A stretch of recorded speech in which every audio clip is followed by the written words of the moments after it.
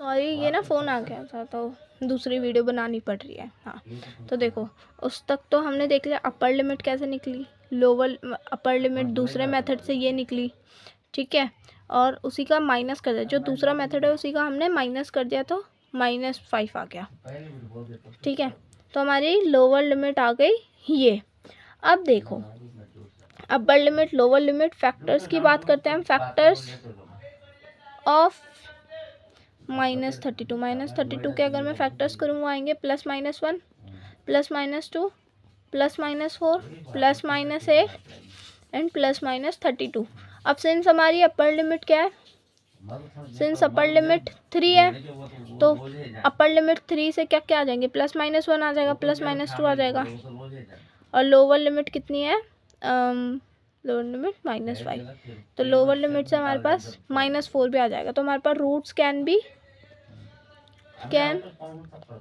Only भी क्या हो सकता है, +-1 +-2 एंड एक 4 हो सकता है। अब इससे ज़्यादा हम मतलब -4 हो सकता है, इससे ज़्यादा हम ले नहीं सकते है ना, क्योंकि अपर लिमिट और लोअर लिमिट से वो एक्सीड कर जाएगा या फिर छोटा हो जाएगा, ठीक है। अब नंबर ऑफ पॉजिटिव रूट्स और नंबर ऑफ नेगेटिव रूट्स, तो f(x) के जितने टाइम्स साइन चेंज होंगे, number of sine changes times sign changes, उतने उसके पॉजिटिव रूट्स होंगे। तो देखो f(x) के कितनी बार साइन चेंज हो रहा है, आप देखो यहाँ पे, हाँ एक बार हो गया साइन चेंज। अब ये सेम टू सेम रहा, तो एक ही बार साइन चेंज हुआ है जो कि पॉजिटिव से नेगेटिव गया, तो एक बार साइन चेंज हुआ है मतलब 1 पॉजिटिव रूट, एक पॉजिटिव रूट होगा। अब f(-x) निकाल देंगे अगर हम, f(-x), बस x के बदले आपको -x रखना है, -x रखा तो -x की पावर 7 आ गया, ठीक है।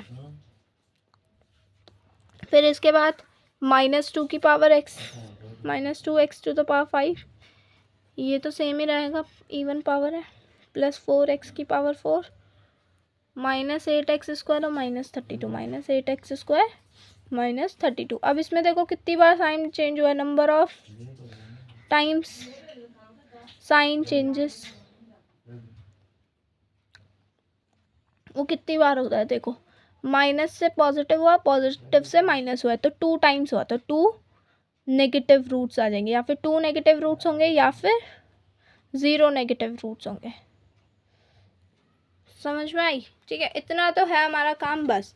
अब जो हमारे रूट्स हैं ये है +-1 जो हमारे पास निकल के आए, +-2 और -4। अब इनको बस हिट एंड ट्रायल लेके न्यूटन्स मेथड से हम सॉल्व करते जाएंगे। तो मैं आपको पांचों को दिखा देती हूँ, 5 रूट्स लिखे हुए हैं, पांचों को दिखा देती हूँ न्यूटन्स मेथड से।